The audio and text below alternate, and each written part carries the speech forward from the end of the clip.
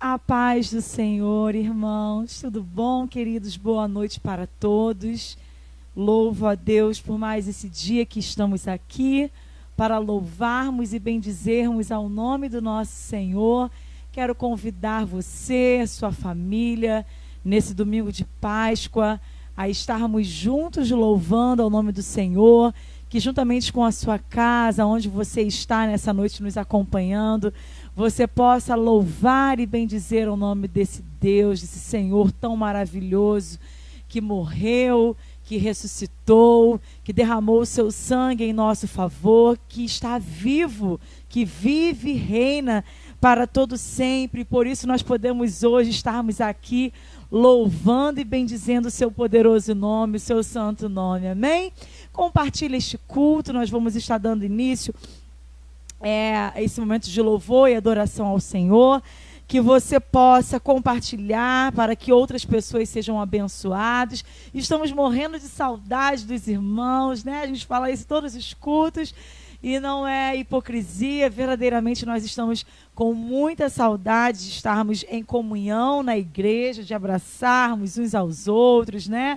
Aquela comunhão tão gostosa que tínhamos em todos os cultos, inícios dos cultos, finais dos cultos, mas que eu tenho certeza que o Senhor em breve nos proporcionará estarmos juntos novamente. Você que está nos assistindo, que congregava, que congrega, na verdade, em alguma igreja, eu tenho certeza que seu coração também está cheio de saudade de poder estar junto com os irmãos. Mas enquanto isso não acontece, eu quero te convidar a louvar ao Senhor. A igreja somos nós, aonde nós estamos está estabelecida a igreja do Senhor, né? Então, onde você está nesse momento, você pode entoar cânticos de louvor ao Senhor, cânticos de adoração, de exaltação ao Senhor, orar, falar com o nosso Deus. Se concentra nesse momento, tira um tempinho para você estar louvando ao Senhor, que nada possa te distrair, que você se concentre somente nesse período de culto, de louvor, de adoração, e esteja conosco até o final desse culto. Tenho certeza que o Senhor falará ao seu coração. Temos uma palavra para ministrar aos nossos corações nessa noite, vinda do trono de Deus para as nossas vidas. Amém? Abra sua Bíblia no livro de Salmos. Nós vamos estar lendo Salmo de número 34. Vamos ler do versículo 1 ao versículo 9. Salmos 34, Salmo 34, do versículo 1 ao versículo 9. Amém?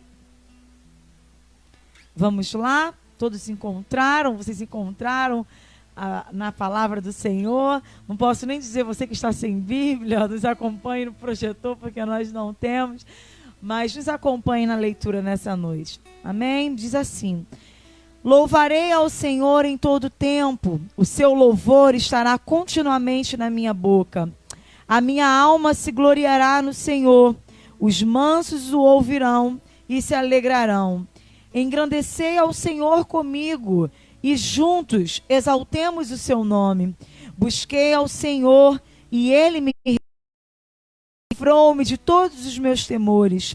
Olharam para ele e foram iluminados, e os seus rostos não ficaram confundidos.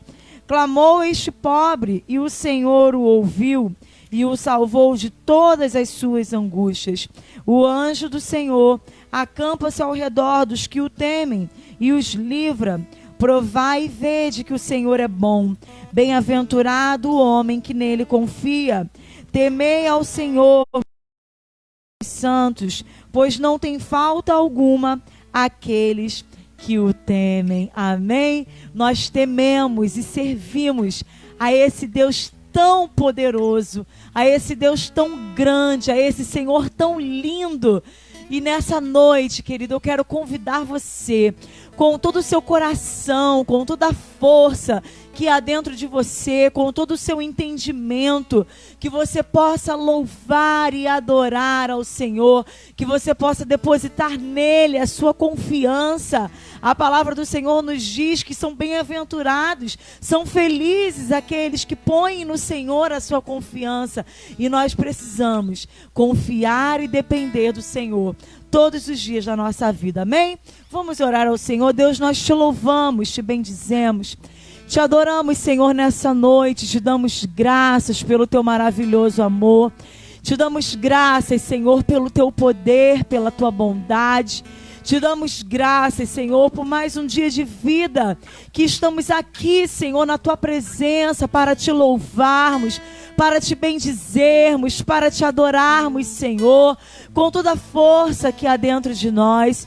Nós queremos te pedir, Senhor, nessa noite, que o Senhor fique à vontade no nosso meio, que o teu Santo Espírito fique à vontade aqui neste lugar, que o Senhor possa, Pai, ministrar aos nossos corações, receber, Senhor, o nosso louvor, receber a nossa adoração, receber, Senhor, esse culto que prestaremos ao Senhor como forma, Deus, de glorificá-lo, como forma, Senhor, de exaltar, Deus, de dizer quem o Senhor é na nossa vida, como forma, Deus, de expressarmos o nosso amor, de expressarmos, Senhor, a nossa dependência no Senhor, de expressarmos, Deus, que nós amamos estar na tua presença.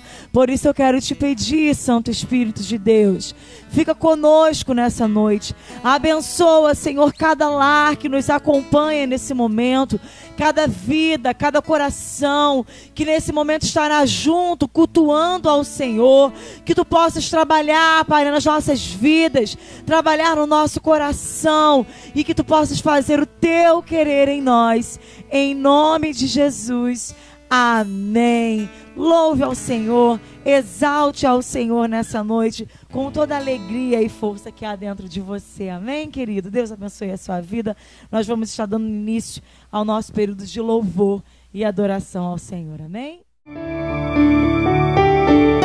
Dá paz do Senhor, Isabela.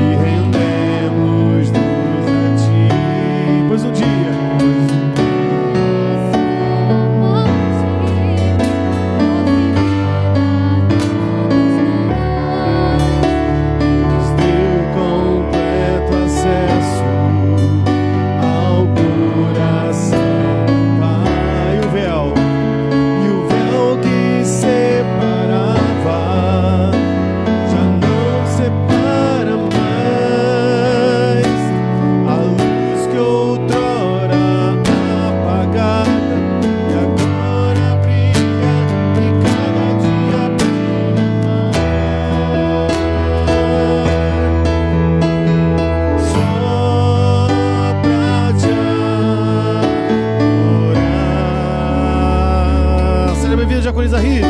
E fazer teu nome grande e te dar o louvor que é devido. Estamos nós. te adorar. Só pra te adorar e fazer teu nome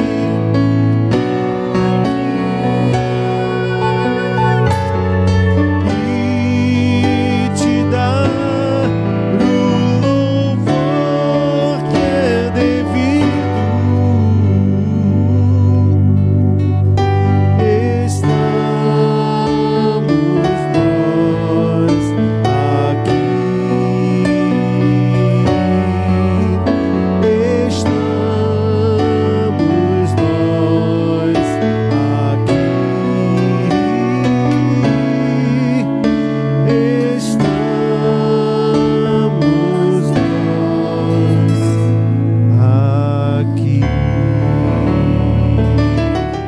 Nós estamos aqui em 4 e não há como cantar sobre o Senhor, né? Cantar sobre Jesus, cantar sobre a sua grandeza, cantar sobre o seu sacrifício e não sentir a presença do Senhor.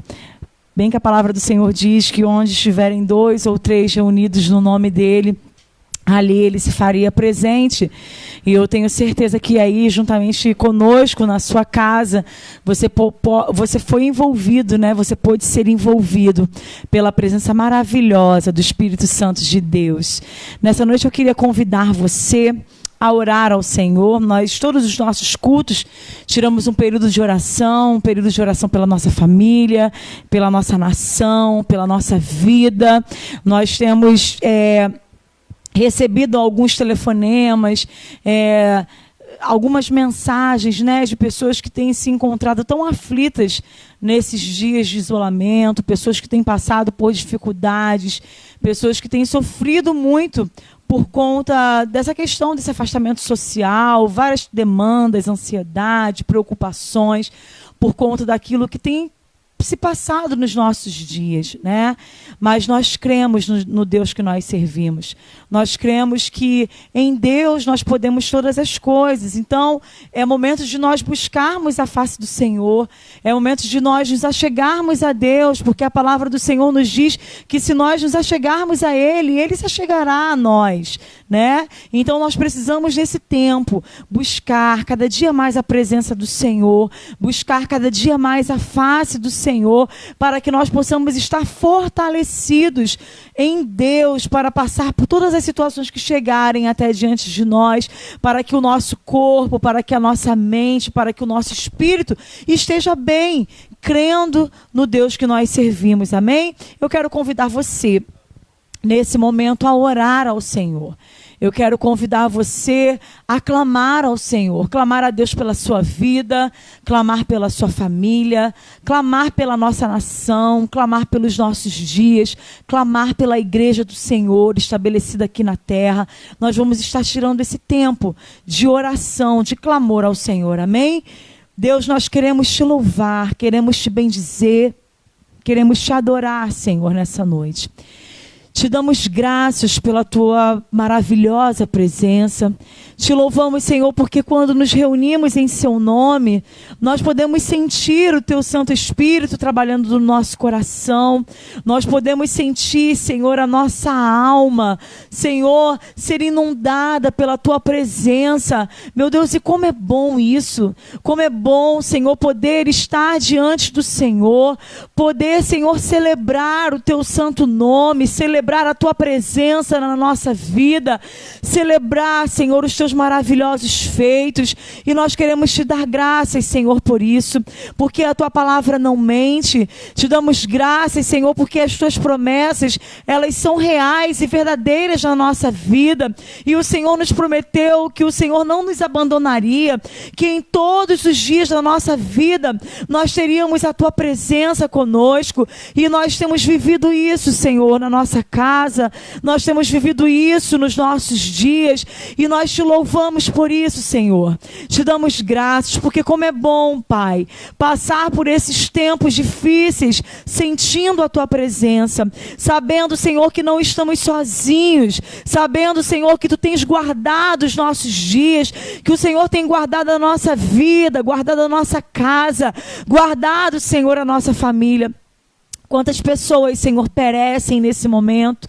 Quantas pessoas que não te conhecem, Senhor, e que talvez estão com os seus corações desesperados, Senhor, estão angustiados, estão, Senhor, sem rumo, sem saber, Deus, o que fazer, porque não conhecem ao Senhor, se encontram, Deus, com um vazio no coração, de alma. Mas nós queremos te pedir nessa noite por essas vidas, Senhor, que o Teu Santo Espírito possa visitá-las nesse momento, que o Senhor possa fazer a Tua obra, Deus, de salvação, convencendo, Senhor, cada uma dessas pessoas de que elas necessitam da Tua presença, de que na realidade todos nós, todos os homens carecem da presença do Teu Espírito Santo, porque somente o Senhor pode preencher a nossa vida, somente o Senhor pode preencher, Senhor, o nosso coração, e há um lugar, Senhor, que é somente Teu e que nada, Deus, dessa terra pode preencher. Oportuniza, Senhor, essas pessoas que estão distantes do Senhor, que não te conhecem, talvez que nessa noite estão até nos ouvindo, Senhor, mas que não tiveram um encontro real ainda com o Senhor. Oportuniza, Deus, cada uma delas a te conhecerem, Senhor, e saberem quem o Senhor é, a sentirem, Senhor, essa presença maravilhosa que nós já somos agraciados e já podemos sentir na nossa vida. Oh, Senhor, em nome de Jesus, toma, Deus, a nossa vida nas Tuas mãos. Toma a nossa família, Deus, os nossos familiares, os nossos amigos, Deus, nas Tuas mãos. Senhor, em nome de Jesus, visita cada uma das pessoas, Deus, que nos ouve nesse momento. Visita com a Tua presença, Espírito Santo. Se há alguém, Senhor, que se encontra nessa noite com o seu coração abatido, meu Deus, que se encontra enfraquecido, que se encontra talvez, Senhor, desesperado, meu Deus, eu quero te pedir, por misericórdia, que o Senhor possa alcançar, Deus, essa vida nesse momento. Alcança, Senhor, esses corações para a glória do Teu nome. Renova, Senhor, com a Tua presença. Se há lares, Senhor, que estão vivendo dias de confusão, dias de briga, Senhor, dias, Senhor, onde não tem sentido dentro do seu lar a presença do Teu Espírito Santo, eu quero te pedir, Senhor, que o Senhor transforme, Espírito Santo de Deus, a história destas famílias, dessas casas, e que a Tua paz, Senhor, possa reinar, que o Teu amor, a Tua presença, a Tua alegria, o gozo do Teu Espírito Santo possa reinar, Senhor, sobre cada família nessa noite, Deus, em nome de Jesus. Toma, Senhor, as nossas vidas, toma o Brasil, Senhor, nas Tuas mãos, toma a nossa nação, Senhor, nas Tuas mãos. Nós te clamamos por misericórdia, oh Deus, em nome de Jesus, dá um basta, Senhor, nessa enfermidade, faz cessar, Senhor, esse vírus, meu Deus, em nome de Jesus, contrariando todas as expectativas, Senhor, contrariando tudo aquilo que os grandes estudiosos têm falado. O Senhor pode fazer, Deus, tudo isso desaparecer ao som da Tua palavra. Basta, Senhor, a Tua palavra, basta uma palavra Tua, uma ordem Tua, Senhor, para que tudo isso se transforme, para que tudo isso cesse. E nós, Senhor, como a Tua igreja nessa noite, te clamamos, Deus, por misericórdia, faz cessar, Deus, esse mal sobre a terra, faz cessar, Senhor, este mal sobre o nosso país, sobre a nossa cidade. Deus, em nome de Jesus, nós te pedimos, Senhor, nós te pedimos, entra com providência, Senhor, em nosso favor, vem, Senhor, ao nosso encontro.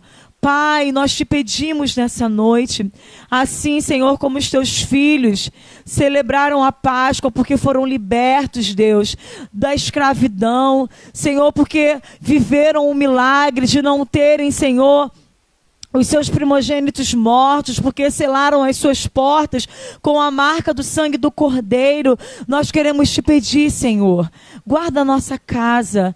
Meu Deus, que o teu sangue sobre nós, que o teu sangue sobre a nossa casa, sobre a nossa família, nos livre, Senhor, deste mal. Que isso não chegue dentro da nossa casa, na nossa igreja, no meio da nossa parentela. Senhor, em nome de Jesus, guarda os teus filhos, Senhor, nos livra nesse tempo de dificuldade, nos livra, Senhor, nos dias maus que se aproximam, Senhor, que o Senhor possa guardar a tua igreja, sustenta-nos na tua presença, que cada um, Senhor, possa se manter firme na sua fé.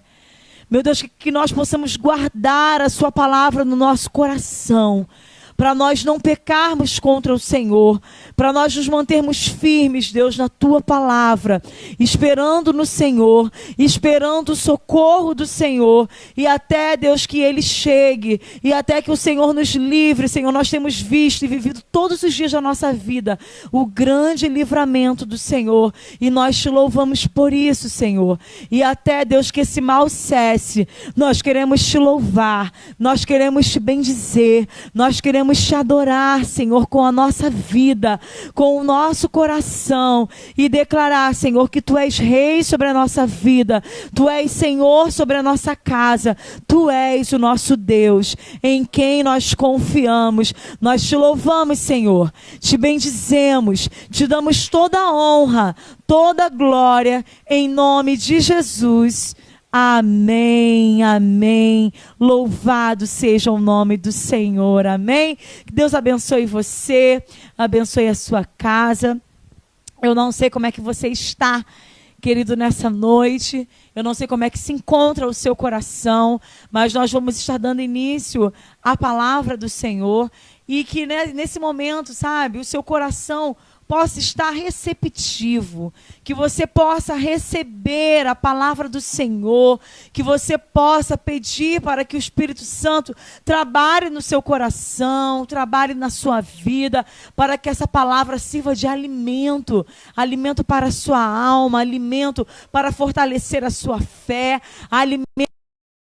Você talvez que se encontra caído, a palavra do Senhor diz que se nós cairmos, o Senhor nos levantará, e talvez diante de algumas dificuldades, nós nos vemos desta forma, entristecidos, abatidos, mas saiba, querido, que o Senhor produz no nosso coração, por meio da sua palavra, fé, para que nós possamos prosseguir, esperando e confiando no poder dele nas nossas vidas, amém? É um prazer estar aqui com você nessa noite. Mais uma vez eu quero pedir você que você compartilhe esse culto. Nós vamos estar iniciando a palavra do Senhor, para que mais vidas sejam alcançadas. Ainda compartilhe para que outras pessoas ouçam a palavra do Senhor. A palavra liberta, a palavra tira, quebra as cadeias, tira as amarras do nosso coração, nos mostra onde nós precisamos mudar. A palavra do Senhor vasculha dentro de nós, vasculha o nosso interior e nos transforma, nos muda. Então, quanto mais pessoas, quanto mais vidas puderem ouvir dessa palavra, nós louvamos ao Senhor por isso, porque nós cremos que é a palavra do Senhor que tem poder para gerar a transformação que é necessária na vida de todo homem. Amém? Pastor Sandro. Quando seus filhos lhe perguntarem, que rito é este?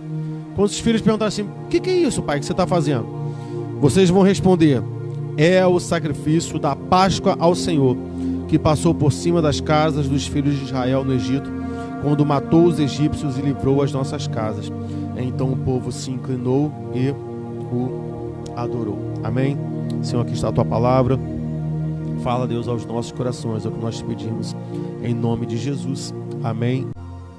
Bem, irmãos, aqui eu não posso perder muito tempo aqui, porque a gente está com bastante material para trabalhar hoje aqui. Trabalhamos isso na pregação passada, lembra? Sobre a pregação bíblica, sobre pregações que são muito expositivas, que tem muitos textos bíblicos e que as pessoas às vezes não gostam, né? Tem muito texto bíblico, então levanta a mão comigo assim e diga assim: eu repreendo todo espírito de apostasia, de anticristo e da besta e do Satanás, sobre a minha vida que me impede de amar a palavra do Senhor? Diga: eu sou servo do Senhor e amo ouvir a sua palavra. Amém? Glória a Deus. Bem, eu quero falar aqui o seguinte: ontem, eu não me lembro, antes de ontem, eu não me lembro ao certo, eu fui buscar minha sogra lá em Caxias, e na volta fui fazer aquele retorninho ali em Sulacap e vi o shopping aberto. Eu falei: bem, o shopping está aberto. O shopping está aberto, B. E ela queria comprar uma tinta, né, pro cabelo. Aí eu falei: vamos lá, B. E aí qual foi a surpresa? O shopping estava todo fechado. E tinham carros no estacionamento, e nós entramos ali no shopping de Sulacap e uma fila imensa no shopping. Somente a loja Americanas aberta e as pessoas comprando ovos de Páscoa. Aí a gente viu vários vídeos na internet, aí isso se repetindo por vários lugares. Vários lugares em várias cidades. As pessoas correndo atrás dos seus ovos de Páscoa. Bem, o que a Bíblia vai dizer, muito obrigado, Isabelinha, o que a Bíblia vai dizer é que isso é Páscoa? É Páscoa. Não tem problema? Ué, não tem problema. Você pode comemorar a Páscoa? Pode comemorar a Páscoa. Você tem o comercial aí, ó, todo mundo, os comerciais românticos, sentimentais, felizes, da Lacta, da Nestlé, do Garoto, da Lacta, e todo mundo tá feliz pra caramba, da Cacau Show. Tudo bem, você pode comemorar a Páscoa, você pode dar coelhinho de Páscoa para sua família, você pode comprar ovo de Páscoa para sua família. Caramba, era tudo que você queria ouvir de um pastor. Você deve estar assim, ó, Névias, glória a Deus. Pode fechar a porta, Isabelinha. Ficar aqui junto com a presença de Deus, amém? Só vira o ventilador para mim. Estão aqui só na sua companhia, todos me abandonaram, brincadeira, o pessoal desceu, né? Então assim, valeu. Você pode fazer o que você quiser na Páscoa. Você só precisa ter uma consciência. Essa aí não é a Páscoa do Senhor. Tá ótimo, resolvemos a situação. Porque o Deus deu a seguinte orientação para Moisés: olha, ensinem o povo a respeito desse rito. Ensinem o povo sobre o sangue. Ensinem o povo sobre o cordeiro. Ensinem. E quando os seus filhos perguntarem o que é isso, respondam: é o sacrifício da Páscoa ao Senhor. Esse é o sacrifício da Páscoa. O que a palavra Páscoa, que é o Pessá, significa? Trabalhamos hoje de manhã aqui. Significa passagem. Assim como uma mulher, quando está gerando seu filho e tem aquele sacrifício da passagem da criança para um outro estado, para o lado de fora, né? Assim também houve um sacrifício para que aquele povo passasse de uma situação de escravos para estado de libertos. Houve um sacrifício de Páscoa para que nós, que outrora éramos pecadores, que outrora éramos perdidos, que outrora éramos desgarrados, hoje estivéssemos aqui libertos e salvos. E nós ainda entendemos ainda que nós estamos de passagem. Por quê? Porque nós cremos, quando a gente botou para trabalhar esse tema aqui, da Páscoa para a eternidade, cremos que nós ainda estamos no processo. Pastor Sandro, mas eu já não sou salvo? Claro que já. Mas quando o povo de Israel sai do Egito, ele deixa de ser escravo. Ele já entra na Terra Prometida? Não. Há um percurso. Quando nós éramos pecadores, a graça veio e nos salvou. Nós já entramos na Terra Prometida? Ainda não. Então nós já saboreamos a perspectiva da Terra Prometida, nós já saboreamos a perspectiva da Nova Jerusalém, mas ela ainda não se consumou para as nossas vidas. Compreende? Nós ainda estamos nessa passagem que, né, nós estamos saboreando e usufruindo do sacrifício da Páscoa que vai nos levar para a eternidade. Bem, nós compreendemos, eu vou fazer um comercial aqui. Essa semana eu soltei um vídeo de resposta a um pastor chamado Vitor Azevedo, que diz que a Bíblia não pode ser a palavra do Senhor, senão nós diminuímos o Senhor Jesus Cristo, colocamos ele em um diminutivo, porque ele diz assim, olha, se a Bíblia toda é a palavra do Senhor, então tem muito pouco de Jesus, porque só tem algumas páginas de Jesus. Eu não vou nem falar com isso, está lá no meu YouTube. Vai lá, tem uma resposta para ele lá. Às vezes as pessoas falam assim, deixa eu abrir um parênteses, pastor, o que você ganha com isso se expondo assim? Você vai se queimar. As pessoas vão taxar o senhor como chato. Problema não, a Bíblia diz lá no livro de Salmos, bem-aventurado aquele que jura e ainda com dano próprio não muda. A palavra do Senhor vai dizer em 1 Coríntios que é necessário que haja heresias para que o justo se manifeste. Para que os justos se manifestem. É por causa do nosso comportamento politicamente e religiosamente correto, de não combatermos esses falsos pastores, que eles têm crescido, que eles têm se proliferado, que eles têm aumentado, se multiplicado como se fosse uma praga no meio do povo de Deus. Carta de Judas vai dizer que eles são manchas nas nossas festas. E por que eles são manchas nas nossas festas? Porque eles envergonham o Evangelho. Eles envergonham os pastores. Eles envergonham você. Né? Então, assim, nós compreendemos que a Bíblia inteira fala sobre Jesus Cristo. E a gente não precisa de muita interpretação para isso, porque se você se lembrar na pregação passada, quando nós pregamos sobre o poder da pregação bíblica, nós estudamos aqui aquele momento em que Jesus Cristo teve com os discípulos no caminho de Emaús, quando Jesus Cristo vai dizer que ele conversou com ele desde os livros de Moisés, que é o Pentateuco, Gênesis, Êxodo, Levítico, Número, Deuteronômio, até os profetas, até Malaquias. E o que Jesus falou o que Jesus falou com aqueles homens? Ele vai dizer que Jesus Cristo explicou que desde Gênesis a Malaquias, tudo falava sobre ele. Isso aí é tremendo. Bem, então nós entendemos que o Cordeiro aqui, na antiga aliança, eu não gosto de falar na antiga aliança porque o Senhor Jesus Cristo, o Senhor nunca fez uma outra aliança. Outro dia a gente vai falar sobre isso. A aliança é uma só. Mas o Cordeiro aqui nesse período da aliança, melhor dizendo assim, o Senhor, por que não é uma outra aliança? Porque o Senhor jamais quebrou a sua aliança para com o seu povo. Simples assim. Houve um período da aliança. Ok? Depois conversaremos sobre isso. O Cordeiro desse primeiro período da aliança do Senhor conosco era um animal. O Cordeiro desse momento que nós vivemos agora é Jesus Cristo, porque aquele Cordeiro falava sobre Jesus. Jesus era o Cordeiro sem defeito. Compreende? Então, o que significava o defeito? A unha rachada, o casco fendido, o testículo de um testículo só, sabe? Ou com alguma chaga, ou com algum machucado, ou com alguma mancha. O que significava esses defeitos? Significava o pecado, que nos mancha, que nos suja, que nos coloca deformados diante de Deus, que nos coloca, que nos faz imperfeitos diante da santidade do Senhor. Então o defeito é o pecado. O defeito é o pecado. E aí, por que Jesus... a gente vai trabalhar um texto aqui. Por que Jesus não tinha do que ser perdoado? Porque ele era um cordeiro sem defeito.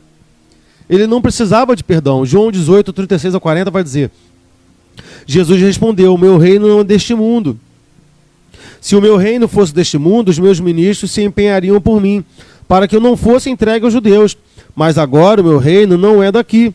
Pilatos perguntou. E aqui, quando ele fala ministros, ele dá a impressão que ele está falando sobre anjos mesmo, tá? Que se o reino dele fosse aqui deste mundo, com certeza haveríamos uma batalha cósmica entre o céu e os homens. E a humanidade ia perder. Porque eu não duvido, irmão, que se Jesus Cristo fala assim: Gabriel, Miguel, desce. Meu irmão, ia descer uma miríade de anjos, não ia ficar um para contar a história. E aí Pilatos perguntou: então você é rei? Jesus respondeu: o Senhor está dizendo que eu sou. Eu para isso nasci. E Pilatos perguntou: o que é a verdade? Eu para isso nasci, para isso vim ao mundo, a fim de testemunhar a verdade. Todo aquele que é da verdade ouve a minha voz. Pilatos perguntou: o que é a verdade? Você vê que desde há muito tempo já se tem uma crítica à questão da verdade absoluta. A gente que, principalmente você jovem, escuta o que eu estou falando. Você vai ouvir muito assim na escola: não, nem toda verdade é absoluta, presta atenção. Jesus Cristo é. A palavra de Deus é. O cristianismo trabalha sim com verdades absolutas. A gente não pode cair no engano de relativizar a palavra de Deus. Como muitos pastores nessa última ceia agora relativizaram a ceia de Cristo. De trocar por água, de trocar por pão, também trabalhamos isso. Não vou voltar nesse tema. O que é a verdade? Depois de dizer isto, Pilato voltou aos judeus e lhe disse: eu não acho nele crime algum, não tem nenhum defeito nesse homem. Mas é costume dentre vocês que soltem alguém por ocasião da Páscoa. Por que eles tinham esse costume? Porque o que significava Páscoa? Perdão, mudança de estado. Uma humanidade que era escrava e que agora é liberta. Então havia na época entre os judeus o costume de na Páscoa libertar um cativo, para que ele servisse de exemplo da graça de Deus que salva o homem. E Pilatos oferece essa proposta para os judeus: olha, vamos soltar esse homem, não tem defeito nenhum, não vi nada de errado nele, não acho nele nenhum crime. Vocês querem que eu lhes solte o rei dos judeus? Então todos gritaram novamente: não, este não, solte a Barrabás.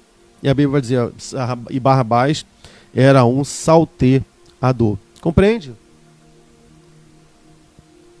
Por que Jesus não foi perdoado pelos judeus? Porque não havia o que se perdoar nele. Sobre a sua cabeça colocaram a sua sentença e a sua acusação, e a sua acusação era verdade. Sobre a sua cabeça colocaram: aqui está o rei dos judeus, e ele é o rei dos judeus. E ele é o nosso rei. A sua acusação era verdade. Ele não precisava ser perdoado da sua acusação, porque foi para isso que ele veio. Ele veio para morrer. Houve muitas propostas para que ele não morresse. Pedro propôs isso. Alguns gregos propuseram isso. Os fariseus e saduceus, eu ia falar filisteus, os fariseus e os saduceus chegaram para ele, os doutores da lei, e falaram assim: olha, desça da cruz, a gente vai crer em você se você descer da cruz. Mas ele quieto estava, ele quieto ficou. Bem, essa é a Páscoa. Entendemos que Jesus Cristo é a nossa Páscoa. E agora nós queremos trabalhar, depois dessa introdução, sobre a questão da eternidade. Amém?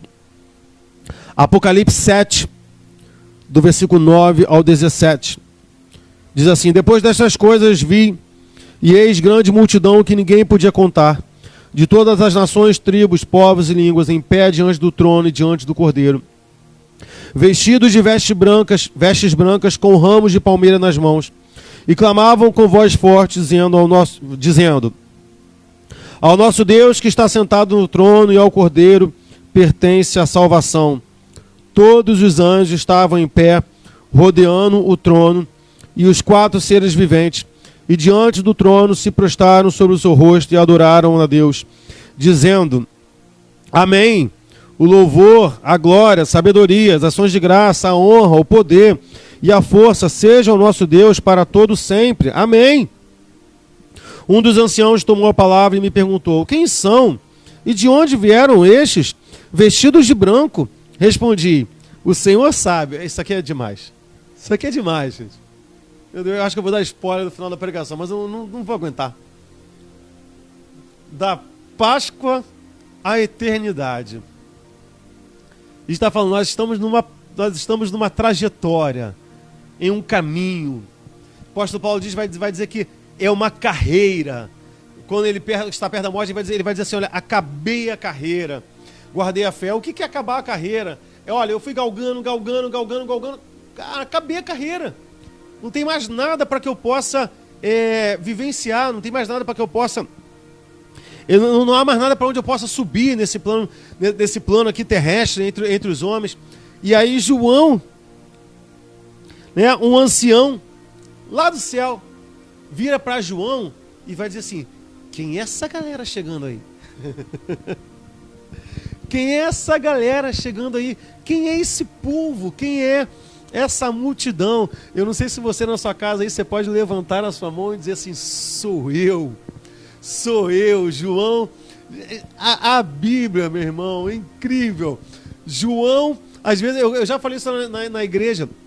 Às vezes muitas pessoas falam assim, eu queria tanto viver no período da Bíblia, eu queria tanto que minha história participar dos escritos da Bíblia. Quem falou que a gente não participa? Quando João está exilado ali na ilha de Patmos, ele tem uma visão e ele está vendo um grande povo, uma grande multidão indo em direção ao trono de Deus. E o ancião sai e pergunta assim para João, João, quem é esse pessoal que está chegando aí? Aí o João deve ter olhado assim, não sei, deixa eu ver lá. É a Rita. Aí o ancião pergunta, que Rita? Esposa do Alexandre, mãe do Mateus, sogra da Catarina. É a Luciana. É o pastor Lúcio. Não, aquela ali, deixa eu ver. Aquela ali é a Angélica. Quem é aquele que está chegando ali? Aquele ali é o Sandro. A Ives, olha, os meninos. João está vendo a gente chegar. Aquela é a Fátima, é a Georgette, é a Valéria, é a Ana Paula, é o André, é a Ágata. São aqueles que ainda nem nasceram, mas que Jesus Cristo também vai salvar. João está vendo a gente chegando no céu, sem mala, somente com a nossa vida. Um dos anciãos tomou a palavra e me perguntou, quem são e de onde vieram estes que estão vestidos de branco? Respondi, o Senhor sabe. Então ele me disse, estes são os que vêm da grande tribulação, que lavaram suas vestes e a alvejaram no sangue do Cordeiro. Por isso estão diante do trono de Deus e o adoram de dia e de noite no seu santuário. Bem, vamos entender aqui. Por isso, o que esse povo fez? Lavou a sua veste no sangue do Cordeiro. E por isso, vai dizer que é uma condição. Existe um termo chamado sine qua non, uma condição sine qua non. O que é uma condição sine qua non para um carro andar? Que ele tenha roda. Pode ser uma Ferrari, se não tiver roda, não vai andar. Ter roda é uma condição sine qua non para um carro andar. Sine qua non quer dizer sem a qual não.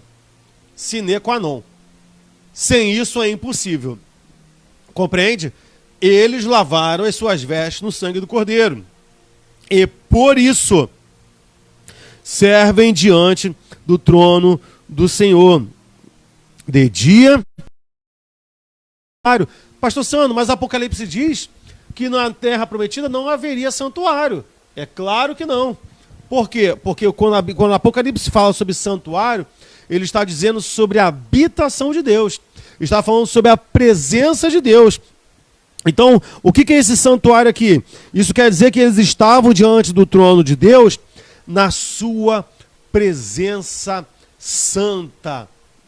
Quando fala sobre santuário, apenas uma presença de companhia, uma presença de apoio. Não, quando fala sobre santuário, é algo de reverência, é sobre culto, fala sobre temor, fala sobre guardar os pés por estar na presença de Deus, fala sobre guardar as palavras e cultuar ao Senhor com toda a reverência que Ele é digno. Eles serviam ao Senhor diante da sua santidade.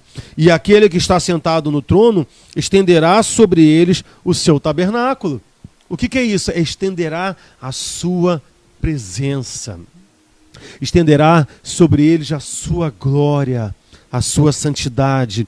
Envolverão todos eles dentro de si. Jamais terão fome, nunca mais terão sede. Não cairá sobre eles o sol e nem qualquer outro calor forte. Pois o Cordeiro que está no meio do trono os apacentará e os guiará para as fontes de água da vida. E Deus lhe enxugará dos olhos toda lágrima. Eu não sei se você nesse momento está passando algum momento de tristeza, algum momento de dificuldade, algum momento de luta. Talvez você esteja chorando agora por alguém que se foi. Talvez você esteja chorando agora por qualquer situação. Não vou ficar estendendo aqui porque eu tenho muita coisa para dizer. Mas deixa eu te falar. Tua lágrima tem tempo, data e hora certa para acabar. O teu choro vai cessar. a tua lágrima vai secar. E Deus colocará um sorriso nos seus lábios, porque chegará um dia em que nós estaremos diante do Senhor. Aleluia. Vamos lá, vamos trabalhar esse texto aqui de Apocalipse 7, 9 ao 17. Ele vai dizer sobre um povo. Quem são eles? Então, assim, na visão de João aqui, ele está vendo uns 144 mil. Quando ele fala sobre 144 mil, não quer dizer que sejam 144 mil, gente. Vamos desenvolver isso aqui, 144 mil, e ele vai dizer, olha, eis uma multidão que ninguém podia o quê? Contar.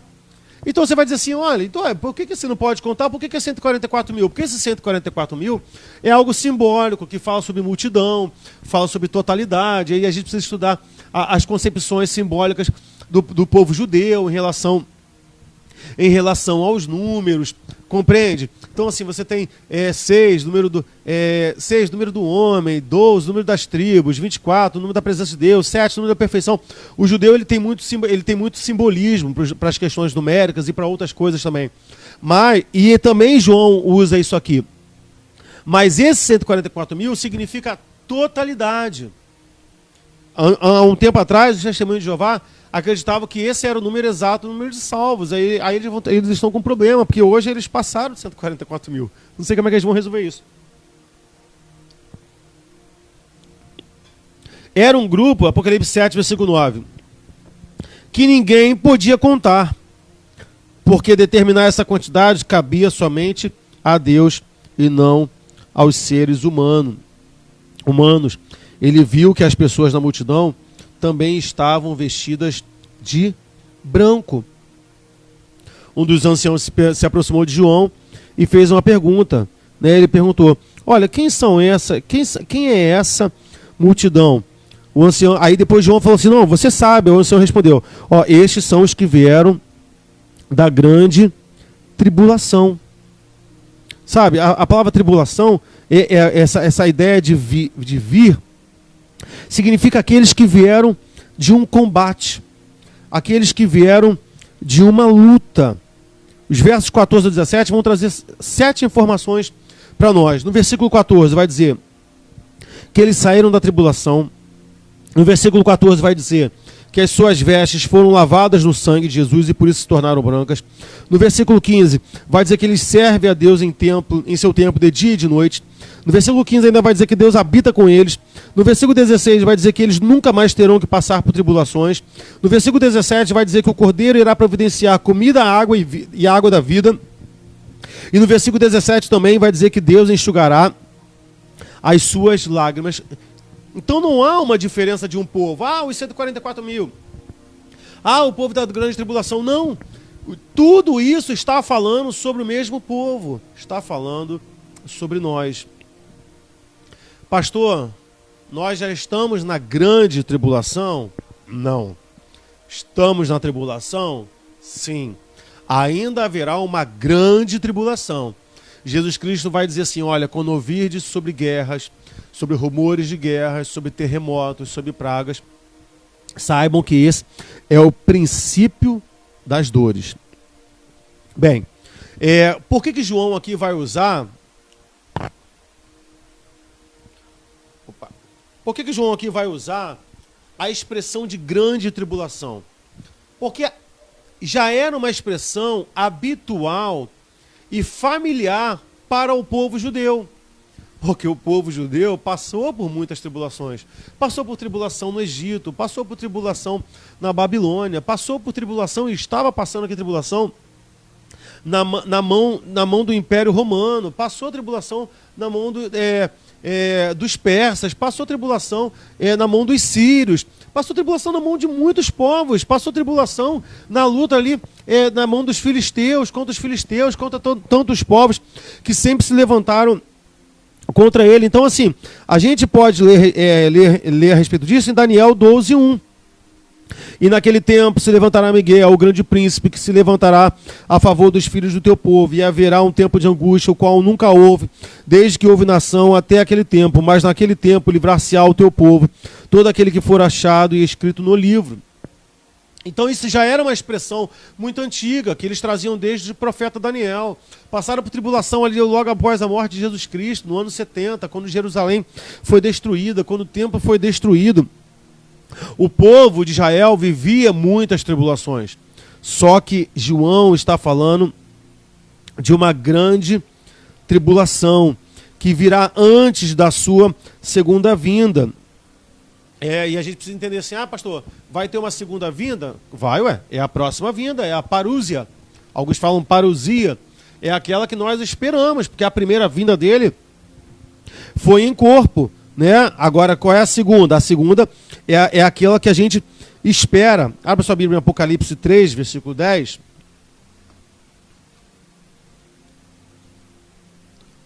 Apocalipse.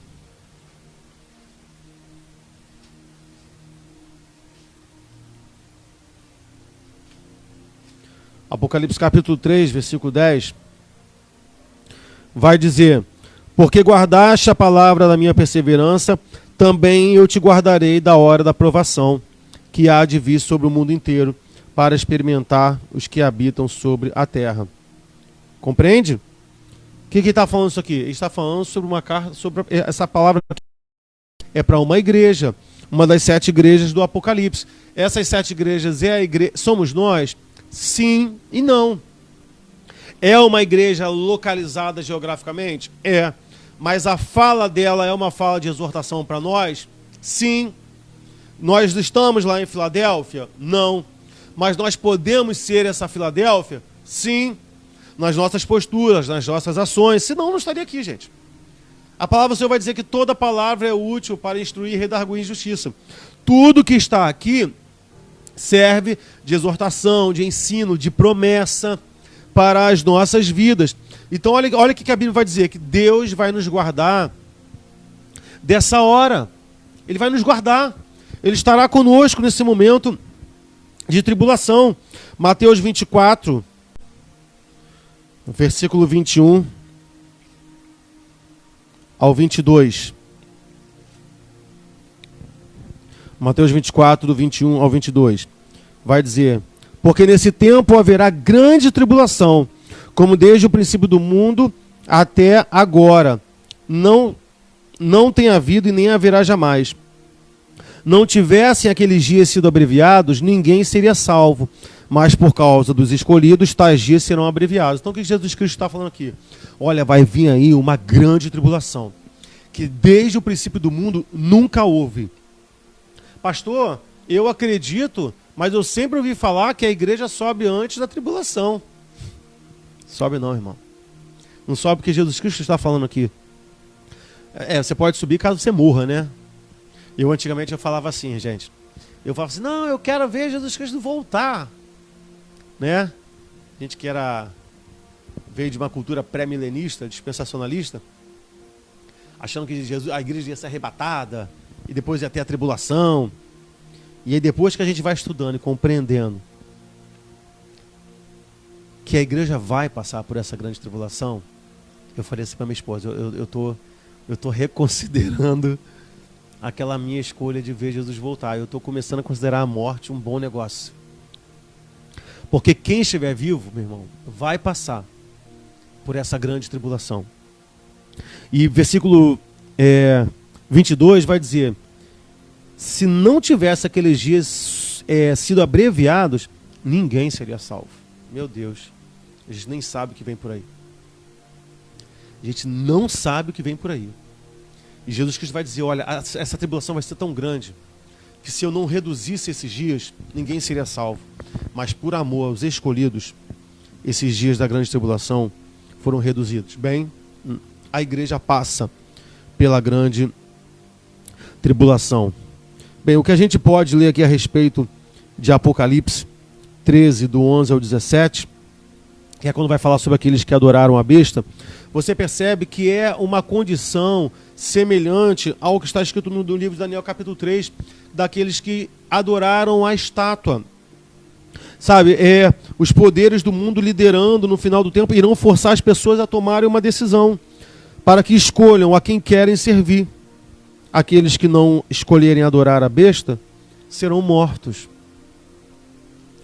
E às vezes as pessoas estão cantando assim: Senhor, eu estou pronto para te servir. Estou pronto, Senhor, para te servir. Isso é uma coisa que eu me pergunto: Senhor, eu estou pronto para entregar a minha vida por Ti. Senhor, eu realmente estou pronto para entregar a minha vida por Ti. Porque às vezes, Senhor, eu não consigo entregar nem o meu tempo. Eu não consigo entregar nem meia hora do meu dia. Como é que eu posso dizer, Senhor, que eu estou pronto para entregar o meu dia, a minha vida inteira por Ti? Eu não consigo entregar os meus sonhos, eu não consigo entregar um tempo de culto aceitável ao Senhor. Eu não consigo. Eu não consigo abrir mão dos meus sonhos, não consigo abrir mão de pecar. Nós já estamos vivendo esse tempo onde que escolhas precisam ser tomadas.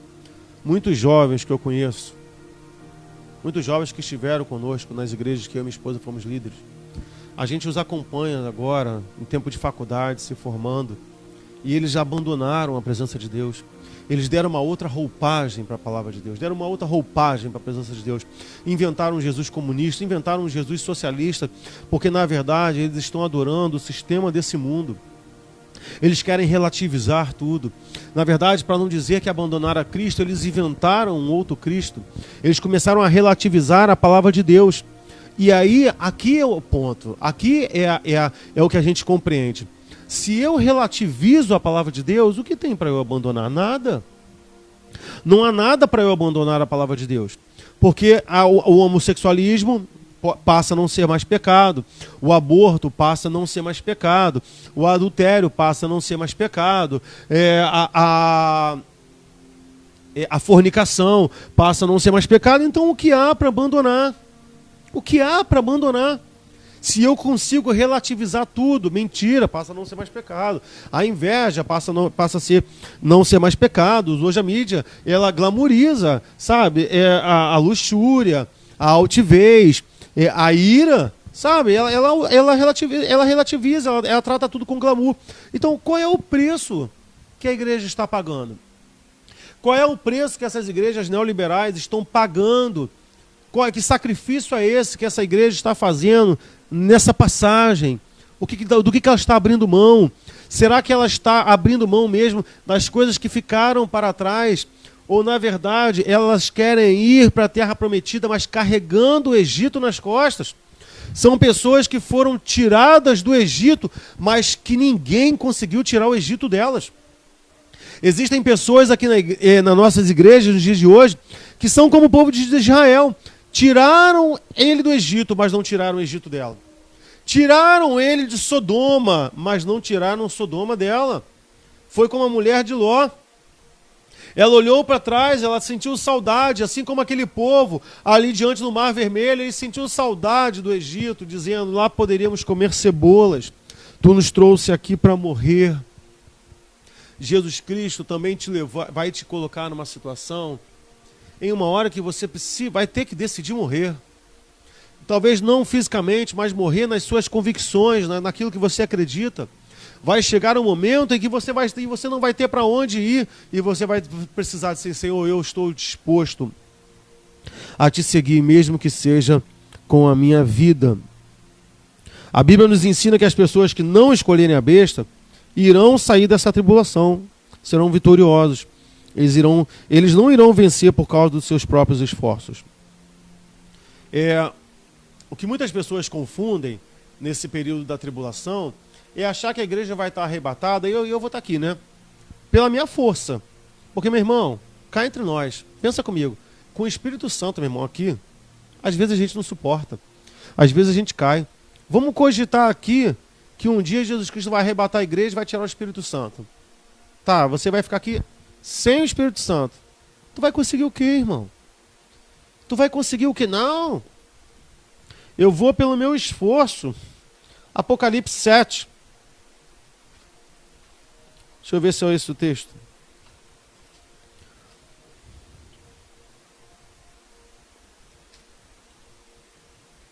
Isso. Apocalipse 7, 17.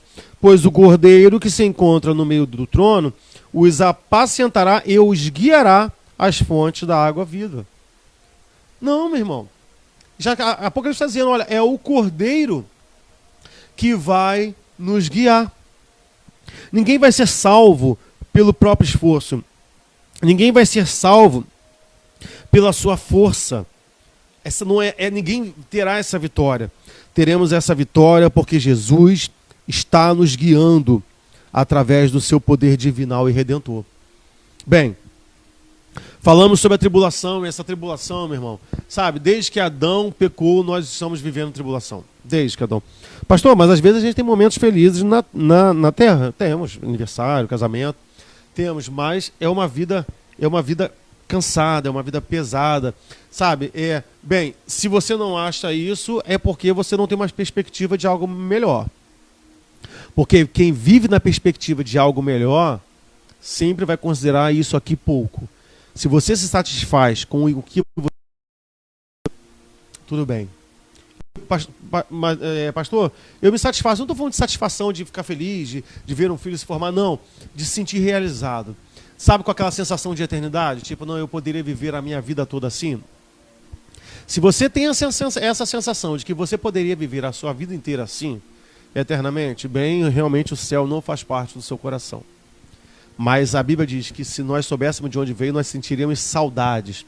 Porque a nossa terra não é aqui. Há uma música do Inário que diz: sou forasteiro aqui, em terra estranha estou, celeste pátria sim, pra lá um dia eu vou, embaixador dos céus, de Deus, do reino lá dos céus, venho em serviço do meu rei. Essa terra não é nossa, esse lugar não é nosso, essa casa que você está não é sua. Não se sinta aí, não tenha sensações, eu passaria a minha eternidade. Não, isso não é suficiente para a vida de um lavado. O texto vai dizer que aqueles homens tinham as suas vestes lavadas e branqueadas. Isso é legal, né? Porque a gente vê aí comercial de Omo, de Brilhante, do Vênus, do poder do oxigênio e de cloro. E você tem a questão de estar lavando ali. Quando que você poderia achar, né, que mergulhando a veste no sangue, as vestes seriam branqueadas? Bem, o comercial do Vênus confie no rosa, no poder do rosa. Eu vou dizer o seguinte: confie no poder do vermelho. Confie no poder do sangue de Jesus. Há uma música do Juliano Som, que ele canta com o Leonardo Gonçalves, e ele vai dizer: pelo vermelho de sua túnica, a cada gesto, a cada caminhar, pelas feridas que afligiram meu Senhor, é pelo vermelho do seu sangue. A segunda característica desse grupo de pessoas é que elas lavaram as suas vestes no sangue de Jesus, sangue que torna branca essas vestes. Sabe, ele prometeu aos membros da igreja de Sardes que se eles não se contaminassem, se eles não sujassem as suas vestes, eles andariam com Cristo vestido de branco. Está em Apocalipse 3. Apocalipse 3, versículo 4. Lembra-te do que tens recebido e ouvido, guarda e arrepende, porquanto se não vigiares, virei como ladrão, e não conhecerás de modo algum quem é a hora que virei contra ti. Tens, contudo, em Sardes umas poucas pessoas que não contaminaram as suas vestiduras, e andarão de branco junto comigo, pois elas são dignas. Olha para a sua vida, vamos olhar para a nossa vida. Eu não gosto de falar isso, que dá a impressão que eu sou perfeito. Vamos olhar para a nossa vida. Como estão as minhas vestes? Como está o meu testemunho? Como está o meu proceder? Uma vez eu vi uma charge de uma menina com a roupa curta, e ela chega assim, eu falo assim: pastor, a roupa não define quem eu sou. E aí a charge, tinha um bonequinho do pastor, falava assim: não, realmente não define não, mas ela revela quem você é. Então, meu irmão, vamos ser claros aqui. Não vem com essa: eu uso roupa curta, mas eu sou decente. Não, se você usa roupa indecente, a roupa indecente não te torna indecente. Você usa roupa indecente porque você é indecente. Não é a roupa sensual que te torna sensual. É o seu comportamento sensual que te faz buscar por roupas sensuais. Compreende? É por isso. É isso que as pessoas fazem. Então, o que eu estou falando? Então, se a minha roupa ela não define quem eu sou, mas ela revela quem eu sou, o que eu estou falando? Estou falando de testemunho. Estou falando de proceder. Estou falando de forma de viver. Estou falando de formas de se comportar. O caráter de uma pessoa reflete aquilo que está no seu coração. A gente tem que oferecer a Deus um culto racional. A gente vai para a igreja onde as pessoas estão indecentes dentro da igreja. Uma vez eu virei para uma aluna, ela estava escrito uma mochila assim, Sex Machine. Eu falei, menina, você é isso? Ela, isso o quê? Eu falei, está escrito na sua mochila, uma máquina de sexo. Ela, cruzes, meu Deus. Eu falei, mas é isso que está escrito. Então, assim, o nosso caráter, aquilo que a gente concorda, vai refletir aquilo que nós somos. Vai refletir aquilo que domina o nosso coração. É o caráter imaculado e puro que desenvolvemos enquanto estamos na Terra, e será a única coisa que poderemos levar conosco, após sermos fisicamente transformados. Abra sua Bíblia lá em 1 Coríntios. 1 Coríntios, capítulo 15. 15, versículo 53 ao versículo 54. Diz, porque é necessário que este corpo corruptível se revista da incorruptibilidade, e que o corpo mortal se revista da imortalidade. E quando este corpo corruptível se revestir de incorruptibilidade, e o que é mortal se revestir de imortalidade, então se cumprirá a palavra que está escrita, tragada foi a morte pela vitória. Abra sua Bíblia agora também em Mateus capítulo 6. Mateus 6, do 19 ao 21, vai dizer, não acumuleis para vós outros tesouros sobre a terra, onde a traça e a ferrugem corrói, onde ladrões escavam e roubam, mas ajuntai para vós tesouros no céu, onde a traça e a ferrugem não corrói, onde os ladrões não escavam nem roubam, porque onde estiver o teu tesouro, ali também estará o seu coração. É disso que eu estava falando ali antes. Aonde você deposita aquilo que você tem mais de valor? Onde você guardou? Onde você guardou? Onde é que está guardado aquilo que vale mais para você? Se está no seu casamento, está no seu casamento. Por isso que pessoas, às vezes, quando são traídas, ficam destruídas. Ficam destruídas. Porque todo o seu depósito é saqueado. É por isso que quando as pessoas, às vezes, falem a sua empresa, elas se sentem destruídas do seu coração, porque todo o seu depósito foi saqueado. A Bíblia vai dizer, Jesus vai contar uma parábola de um homem que era rico, e ele constrói armazéns, e ele vai dizer assim para si mesmo, olha, folga a sua alma, descansa, e aí Jesus vai chamar, olha, você está louco, hoje mesmo podem pedir a sua alma, compreende? Aonde, o que é que tem mais valor no seu coração? A Bíblia diz, olha, pense nas coisas lá do alto, pense nas coisas do Senhor. Me fala para mim assim, como é que é o seu dia? Seu dia você louva? Seu dia você canta? Você sente vontade de orar? Você sente vontade de ler a Bíblia? Ou aonde estão os seus pensamentos durante o dia? Onde estão os seus pensamentos? Onde estão os seus desejos? Sabe, eu tenho muitos desejos. Eu tenho o desejo de ser bonito. Não, isso aí já consegui. Deixa eu ver. Eu tenho desejo, por exemplo, hoje eu estou estudando violino pela internet. Eu tenho desejo de tocar violino na igreja. É um desejo meu. É um desejo. Tem pessoas que têm desejo de ter carros, tem pessoas que têm desejo de ter tudo. Mas o nosso maior desejo precisa ser o céu de glória. Precisa ser a presença do Senhor. É esse caráter santo que precisa ser a nossa roupa. Apocalipse 7,14. Você está com a Bíblia aí me acompanhando? Pelo amor de Deus, gente. Estamos no culto, hein? Para de andar aí. Toda hora vai beber água? Eu, hein? Falta de reverência. Apocalipse 7, versículo 14. Vai dizer, respondi, meu Senhor, tu sabes. Ele então me disse, são estes os que vêm da grande tribulação e lavaram as suas vestiduras e as alvejaram no sangue de Jesus. Apocalipse 7,14 vai dizer que não são os nossos esforços que nos levam a uma vida santa. É isso que a gente precisa compreender. A gente tem batido nessa tecla aqui, por que muitas pessoas têm vivido uma vida pesada, uma vida desgastante religiosa. Porque elas acham que pelo fato de subir montes, de fazer campanhas, de fazer jejum, sabe, de buscar a presença de Deus, de orar 4 horas, isso vai garantir a salvação dela, e não é. O que garante a minha salvação é eu compreender que eu preciso me lavar nas vestes de Jesus. E o que é me lavar no sangue de Jesus? E o que é lavar as minhas vestes no sangue de Jesus? É aceitar o seu sacrifício. Compreender que não há sacrifício para a minha vida. Na verdade, o que deve haver na minha vida é uma gratidão e dizer assim, não, Senhor, o Senhor pagou já. O Senhor já fez. O Senhor já pagou esse preço por mim. Eu quero que esse sangue seja derramado sobre a minha vida. E este sangue vai me fazer mais branco do que a neve. Amém? Apocalipse 7 ainda vai dizer que aquele povo servia a Deus de forma contínua.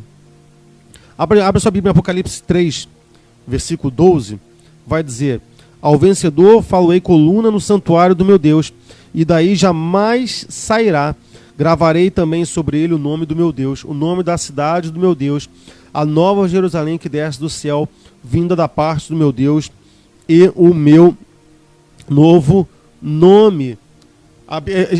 Jesus Cristo está falando aqui com a igreja de Filadélfia, que ele vai dizer assim, olha, aos que vencerem, vocês serão uma coluna. Vocês vão habitar comigo perpetuamente, eternamente, para sempre, forever and ever, para toda a eternidade, nós serviremos ao Senhor Jesus Cristo. E veja que isso não é uma promessa apenas para os dias de hoje, não é uma promessa para aqueles que acreditam numa segunda aliança, não, eu vou mostrar isso para vocês. Abra sua Bíblia em Êxodo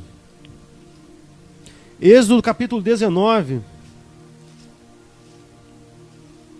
Êxodo 19, do 5, versículo 5 e 6, vai dizer: agora, pois, se diligentemente ouvides a minha voz e guardardes a minha aliança, então serei a minha propriedade peculiar entre todos os povos, porque toda a terra é minha. Vós sereis reino de sacerdote e nação santa. São estas as palavras que falarás ao Filho de Deus. Então, assim, Jesus, Deus vai ser o nosso santuário. O que nós seremos dele? Nós seremos dos seus sacerdotes. Vai lá para 1 Pedro agora, não é um salto grande aqui. Primeira epístola do apóstolo Pedro, capítulo 2, versículo 9, vai dizer: vós, porém, sois raça eleita, sacerdócio real, nação santa, povo de propriedade exclusiva de Deus, a fim de proclamardes as virtudes daquele que vos chamou das trevas para a sua maravilhosa luz. Vai para Apocalipse agora, capítulo 1.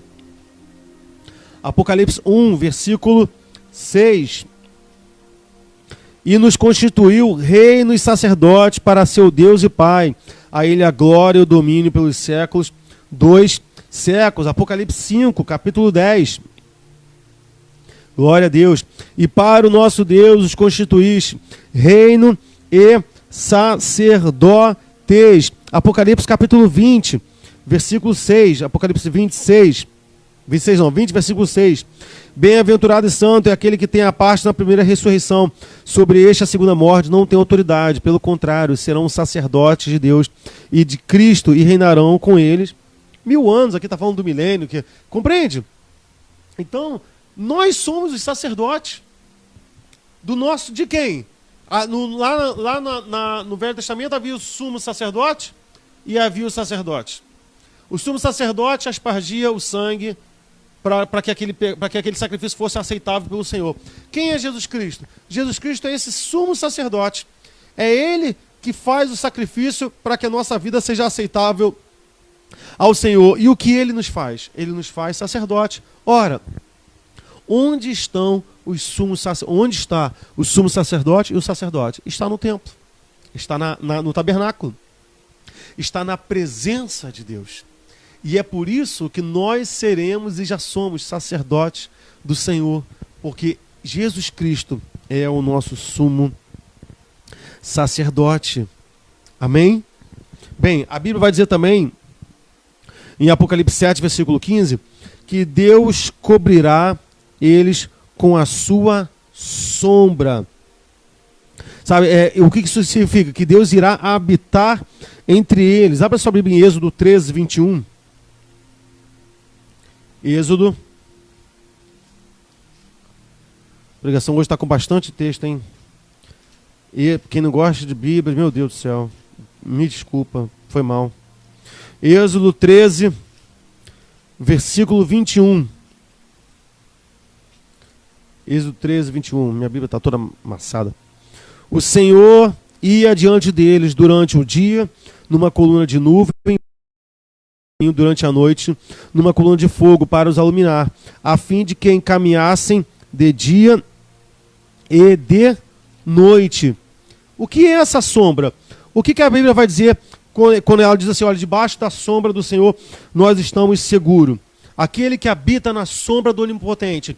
É claro, olha o que esse salmo diz, olha, aquele que habita na sombra do Onipotente. O que é sombra? Sombra, quando a Bíblia diz sobre sombra de Deus, está falando sobre presença, está falando sobre habitação. Ezequiel capítulo 37, versículo 27. 37, versículo 27. O meu tabernáculo estará com eles. Eu serei o seu Deus e eles serão o meu povo. Êxodo 29, do 45 ao 46, vai dizer: eu habitarei no meio dos filhos de Israel, e lhes serei o seu Deus, e saberão que eu sou o Senhor seu Deus, e os tenho tirado da terra do Egito para habitar no meio deles. Eu sou o Senhor seu Deus. Veja que essa promessa que é feita em Êxodo também é feita em Apocalipse. Então nós podemos sim afirmar que toda a Bíblia fala sobre nós. E ainda que em algum momento do Velho Testamento aquela mensagem de esperança e as promessas de salvação, de presença, de habitar na presença de Deus, seja naquele momento ali para o povo de Israel, uma nação que Deus levantou, sim, estas promessas estão disponíveis para a nossa vida. Apocalipse 7, versículo 16, vai dizer que nunca mais haverá tribulação. Aqui no versículo 16, ele vai falar sobre 3 elementos: sobre fome, sobre sede e sobre o calor insuportável. Vamos lá para a gente acompanhar isso aí? Tá tudo bem? Fiquei com também um susto agora. Apocalipse 7, versículo 16. Que horas são? Me auxilia aí. 8? Então vamos acelerar para a gente tentar fechar isso aqui. Apocalipse 7, versículo 16. Opa, passei aqui. 7, versículo 16. Vai dizer: jamais terão fome, nunca mais terão sede, e não cairá sobre eles o sol, nem ardor algum. O que o povo de Israel passou no deserto? Já entendemos aqui que Páscoa é o quê? Passagem. O que eles passaram no deserto? Fome. Deus envia cordoniza, envia pão. Eles passaram sede, eles pedem água a Moisés, e eles eram castigados pelo sol. Já estamos entendendo o quê? Que nós estamos o quê? Estamos em uma passagem para o quê? Para a eternidade. E o que Deus vai prometer para a gente aqui no 7, versículo 16? Que nós jamais, por exemplo, nesse momento aqui, eu estou com fome. Eu já estou olhando para minha esposa que chegou aqui, já com um olhar de desejo. Desejo de arroz e feijão. Né? Oi, aí tá me repreendendo. Mas olha, vai dizer assim, ó, jamais terão fome. Ó, lá no céu, eu não vou precisar toda hora beber água para pregar. Por 2 motivos. Um, que eu não vou ter sede. E o segundo motivo é que ninguém vai me dar a oportunidade para pregar. Porque a gente vai estar diante de Jesus. Ou tu acha que Jesus, estando no altar, alguém vai chegar assim: Jesus, eu posso dar uma palavra? Eu queria fazer uma consideração, sei lá. Hoje é bem capaz, não sei. Rola, né? Porque às vezes o pastor está pregando, uma pessoa vira na igreja e fala assim: eis que o Senhor fala. A pessoa quer profetizar quando Deus está falando. Olha que coisa louca. Aí a gente tem que saber quem é que não está falando, se é o pregador ou se é o profeta, porque um dos dois não está. Tá bom? Eu sei que Deus é onipresente. Ele pode estar em várias pessoas ao mesmo tempo no coração. Mas ele não é Deus de confusão. Ele não vai estar usando um pregador e vai estar usando uma outra pessoa. Isso aí complica a minha mente. Desculpe aí você que consegue discernir essas coisas. Eu não consigo. Eu tenho muita dificuldade com essa questão aí. Então assim, ele vai dizer que ele vai tirar essas tribulações da nossa vida. Isaías 49, versículo 10 vai dizer: nunca terão fome, nem sede, nem calor, nem o sol os afligirá, porque ele se compadece deles e os guiará e os levará mansamente aos mananciais das águas e também mananciais das águas. Veja a profecia aqui de Isaías. Está dizendo o que aqui? Está falando sobre Israel? Está falando para Israel, mas também está falando para nós? Também está falando para nós. Está falando, então assim, a gente precisa compreender que toda a Bíblia vai alimentar a nossa vida, esteja no Velho Testamento ou no Novo Testamento. E Isaías 49, versículo 10, vai dialogar profundamente, como também esse versículo 16 aqui do capítulo 7, com o Salmo 23. Olha o que ele vai dizer: o Senhor é o meu pastor. Tá vendo? Eu não vou pregar lá no céu. Deus é o pastor. O Senhor é meu pastor, nada me faltará.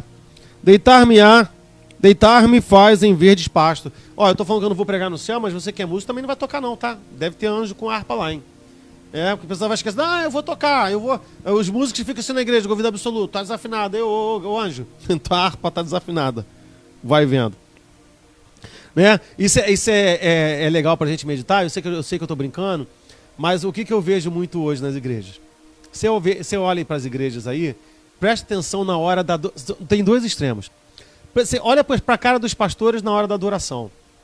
Meu, é muito difícil o pastor que canta, que adora, ele fica assim, ó. Porque ele acha que ele só foi chamado para pregar. Ele não canta. Aí o ministro de louvor tá lá adorando, chorando, os músicos assim, ó, sentindo, né, a presença de Já. Beleza. Aí agora você vai e olha para os músicos na hora da pregação. Aí o pastor tá lá, ó, xabalabanaias, pulando, gritando, e o músico tá assim, ó, caramba, que hora que eu subo para tocar de novo?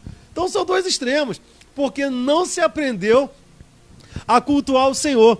É um que não sabe adorar e o outro que não consegue valorizar a sua santa palavra. Bem, você que é músico que vai para o céu, então assim, vai aprendendo a adorar o Senhor sem estar com o instrumento na mão, porque dificilmente alguém vai te dar a oportunidade para você fazer parte da banda do céu. E você que é pastor, aprenda a adorar o Senhor, porque tu não vai pregar lá em cima, cara. Bem, desculpa pelo cara. Amado, irmão. Salmos 23 vai dizer: o Senhor é meu pastor, nada me faltará. Deitar-me faz em verdes pastos, guia-me mansamente às águas tranquilas. Refrigera a minha alma, guia-me pelas veredas da justiça por amor do seu nome. Ainda que eu andasse pelo vale da sombra da morte, não temeria mal algum, porque tu estás comigo. A tua vara e o teu cajado me consolam. Preparas uma mesa perante mim, na presença dos meus inimigos. Unge a minha cabeça com óleo e o meu cálice transborda. Certamente que a bondade e a misericórdia me seguirão todos os dias da minha vida, e habitarei na casa do Senhor por longos dias. Não haverá fome, não haverá sede, não haverá mais um calor insuportável. Apocalipse 7,17 também vai dizer que ele nos guiará a um caminho e que ele será o pão e que ele será a água da vida. Mais uma vez o Salmo 23 aqui está dialogando com isso. Olha, ele é o pão da vida. Abra sua Bíblia em Apocalipse 2, versículo 7. Vai dizer: quem tem ouvidos ouça o que o Espírito diz às igrejas. Ao vencedor dar-lhe-ei que se alimente da árvore da vida que se encontra no paraíso de Deus. Olha a promessa que ele está fazendo aqui a igreja de Éfeso. Olha, ao vencedor, você vai usufruir da árvore de Deus. Viu, Sandro? Eu vou ser vencedor, então o mérito é meu? Não, você venceu porque Jesus te fez vencer. Que Jesus Cristo te deu condição de vencer. João 4,14 vai dizer: aquele que beber da água que eu lhe der, nunca terá sede, porque a água que eu lhe der se fará nele uma fonte de água que salte para a vida eterna. Jesus também disse a um grupo de judeus que não estavam entendendo a sua natureza divina. E em João 6,51 vai dizer: eu sou o pão vivo que desceu do céu, se alguém comer deste pão, viverá para sempre, e o pão que eu der é a minha carne, que eu darei pela vida do mundo. Compreende? Que Jesus Cristo já na terra, já nos estava dando indício para que nós pudéssemos saborear daquilo que nós viveríamos na eternidade. Por isso que Hebreus vai dizer: olha, existem aqueles que provaram os poderes do mundo vindouro. Você compreende que na Bíblia, quando Jesus Cristo vai pedir que nós celebremos a ceia até o dia da sua vinda, é para que no momento da ceia, nós provemos e experimentemos os poderes do mundo vindouro. E para fechar, Apocalipse vai dizer que não haverá... Deixa eu beber água aqui. Ainda bem que lá no céu não vai ter sede. Que lá não vai mais existir lágrimas. Ninguém mais vai chorar. Nenhuma lágrima cairá dos nossos olhos. Nem se um cisco entrar no olho. Por quê? Porque no céu não tem cisco. Aleluias. Não tem nenhuma poeira. Porque senão seria uma poeira muito difícil. Tu imagina uma poeira de uma rua de cristal, de ouro. Gente, ia cortar o nosso olho, não é? Né? Mas todo mundo ia querer a poeira aqui. Meu Deus do céu. Ah, Jesus, né? Isso foi profundo agora, hein? Revelação desceu fresquinho do céu. Nenhuma lágrima vai descer dos nossos olhos. Isaías 25, versículo 8. Ai, meu Deus, diz assim: Ele aniquilará a morte para sempre, e assim enxugará o Senhor Deus as lágrimas de todos os rostos.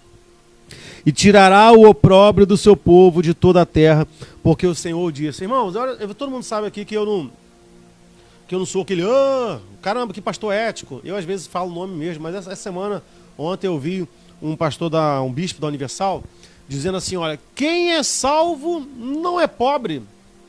Quem é salvo não morre pobre. Fiquei preocupado agora, gente. Fiquei preocupado com a minha vida, preocupado com meu avô, com a minha avó, com o teu avô também. Mas, gente, um monte de homem que a gente considerava santo, tá todo mundo ardendo no mármore do inferno. Gente, a gente precisa orar pelo... Eu não sei como é que a pessoa consegue ser crente, amar a palavra de Deus e ser da Universal. Gente, Isaías vai dizer aqui, Ele tirará o opróbrio do seu povo de toda a terra.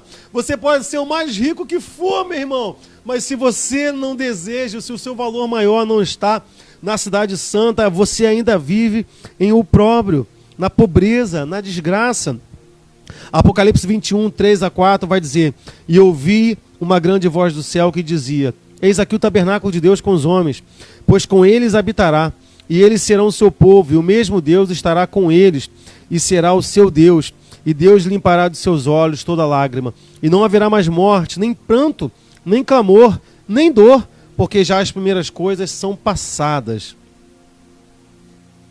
E aí, a nossa Páscoa, o efeito dessa Páscoa, vai cumprir a sua última missão, que é nos colocar na tão ansiada, falei errado? Não, né? Ansiada terra prometida. Uma terra que emana leite e mel. Uma terra onde Deus estará conosco para sempre. Saber que Deus habita com o seu povo é a garantia da sua proteção sobre uma grande multidão. Nós podemos estar passando por um momento de tribulação, de deserto. Pastor, mas eu não quero passar tribulação. É só você parar para pensar, Deus tirou da escravidão. Hoje nós estamos passando pelos desertos da vida. O que tem lá na frente? A terra prometida. Muitos hoje estão passando pela tribulação. E deixa eu explicar isso aqui de uma forma mais fácil. O povo saiu do Egito, escravidão. Nós saímos de uma vida de pecado. Deus nos libertou do império das trevas. Deus libertou o povo do império de Faraó. Deus agora vai colocar o povo no deserto, passar por dificuldades, lutas. Vai ter festa? Vai ter festa. Vai ter casamento? Vai ter casamento. Eles se casavam. Eles faziam tudo no deserto, mas era uma vida complicada, árdua. Dependia do trabalho? Dependia. Nós estamos nesse deserto? Estamos. Vai ter festa? Vai ter festa. Vai ter alegria? Vai ter alegria. Vamos fazer casamento? Vamos fazer casamento. Mas nós estamos nesse processo. É uma vida de tribulação. Quando o povo de Deus se aproxima da terra prometida, a Bíblia vai dizer que Moisés envia alguns espias, Josué manda alguns espias, e quando ele vê a terra prometida, ele vê que existiam homens enormes lá. Homens enormes. E a Bíblia vai dizer que eles voltam e derretem o coração do povo, dizendo, olha, não dá para entrar. E ali começa a luta do povo de Israel para alcançar a terra prometida. Nós estamos num processo. E o que isso significa? Significa que quanto mais estivermos perto de alcançarmos a tão sonhada e desejada terra prometida, os inimigos se avolumarão contra nós, se levantarão contra nós, porque ele não quer que você e a sua vida, que a sua vida e que a vida da sua família seja salva. Ele não quer. E é por isso que a cada dia mais as tribulações aumentam de proporção, até que chegue um dia da grande tribulação, que será a batalha final. Será a batalha final. E por que nós temos certeza da vitória?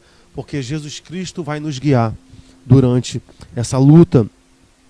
Apocalipse 19, 22, versículo 14, vai dizer: bem-aventurado aqueles que lavam as suas vestiduras no sangue do Cordeiro, para que lhes assista ao direito à árvore da vida e entrem na cidade pelas portas. Apocalipse 19, versículo 13. E estava vestido de veste tingida em sangue, e o nome pela qual se chama é a Palavra de Deus. Glória a Deus. Para esse pastor que fala que dizer que Jesus Cristo, que a Bíblia é a Palavra de Deus, é colocar Jesus Cristo em um diminutivo, bem, aqui está o texto.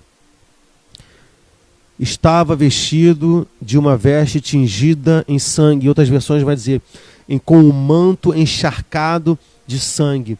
E o seu nome é a Palavra de Deus. Ele é o Verbo que se fez carne e habitou entre nós. Apocalipse 1, 3, 8, e a gente fecha aqui. Bem-aventurado aquele que lê. Bem-aventurado aqueles que ouvem as palavras dessa profecia e guardam as coisas nela escritas, pois o tempo está próximo.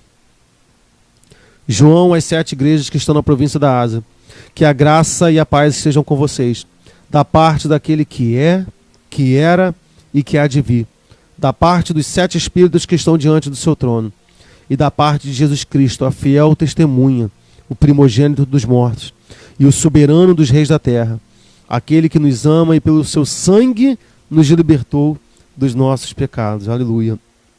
E nos constituiu reino, sacerdotes para o seu Deus e Pai. A ele a glória e o domínio para todo sempre. Amém. Eis que ele vem com as nuvens, e todo olho o verá.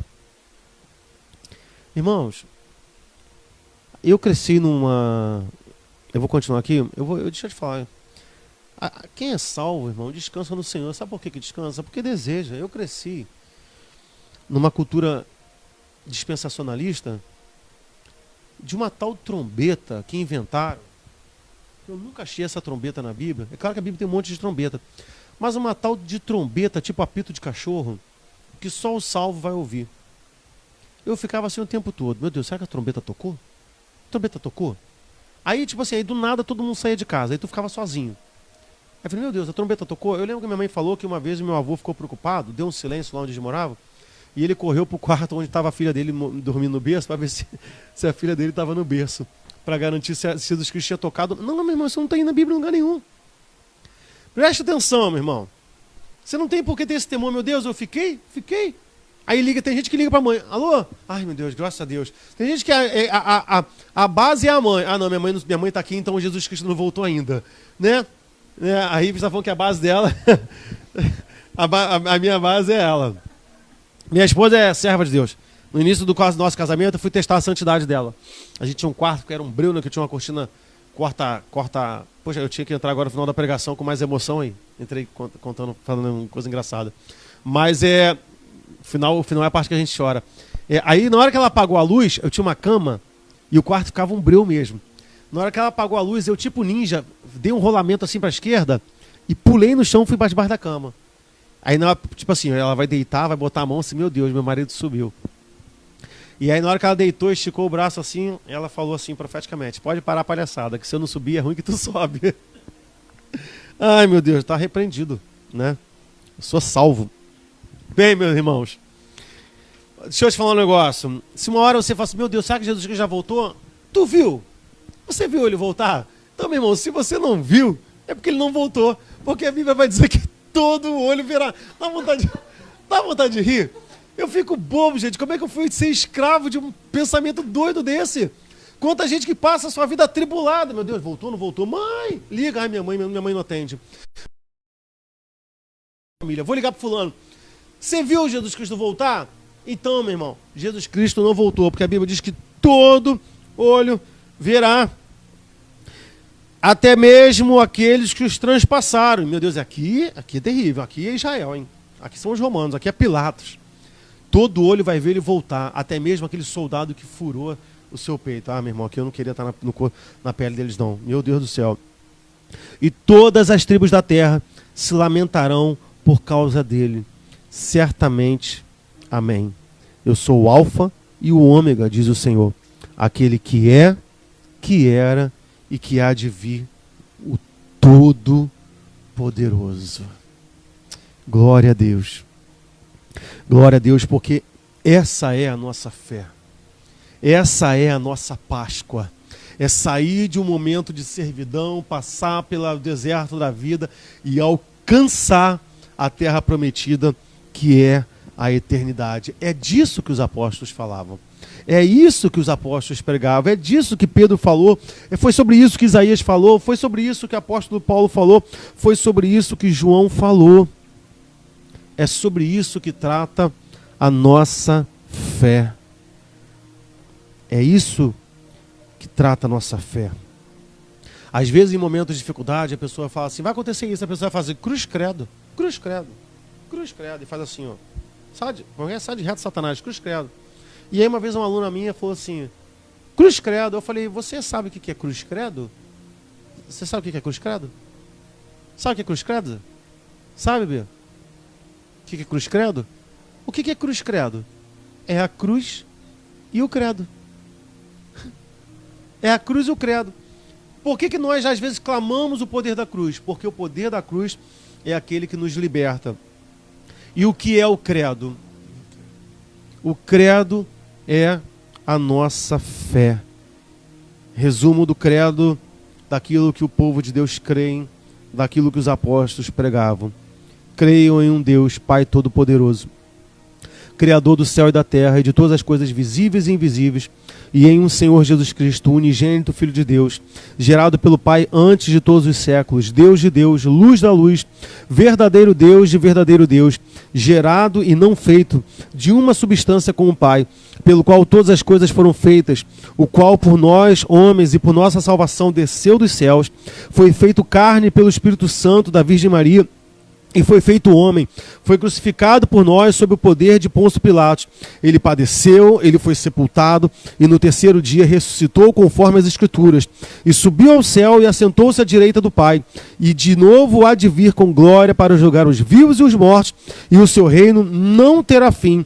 Creio no Espírito Santo, Senhor e vivificador, que procede do Pai e do Filho, e que com o Pai e o Filho conjuntamente é adorado e glorificado, que falou através dos profetas.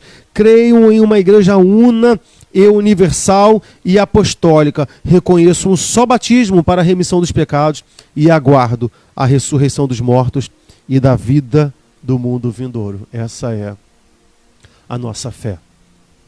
Eu queria que você fechasse seus olhos e nós vamos orar ao Senhor. Amém? Senhor, nós te louvamos, bendizemos o teu santo e poderoso nome. Muito obrigado, Deus, por essa palavra. Obrigado pelas pessoas que nos acompanharam até esse momento. Deus, fala conosco dia a dia e que essa Páscoa, Deus, aos nossos corações, não simbolize apenas limitadamente que nós fomos perdoados do nosso pecado, não. Mas que a Páscoa, ao arder nos nossos corações, nos faça entender que essa passagem que Jesus Cristo fez por nós nos leva e está nos levando a um lugar. E este lugar, Senhor, são as mansões celestes que o Senhor tem preparado para o seu povo, para todos aqueles, Senhor, que lavaram as suas vestes no sangue do Cordeiro. Cordeiro esse que foi simbolizado lá na primeira visão da sua aliança, quando aqueles homens, Senhor, mancharam e pintaram os umbrais das suas portas com o sangue do Cordeiro, e o mal não os tocou. Assim também, Senhor, será na nossa vida. Nossa vida está marcada pelo sangue do Cordeiro. E o pecado e Satanás não tem poder contra a nossa vida. A segunda morte não tem poder contra nós, porque nós fomos lavados através do seu sangue. E pelo teu sangue, Deus, nós herdaremos a vida eterna. Amém.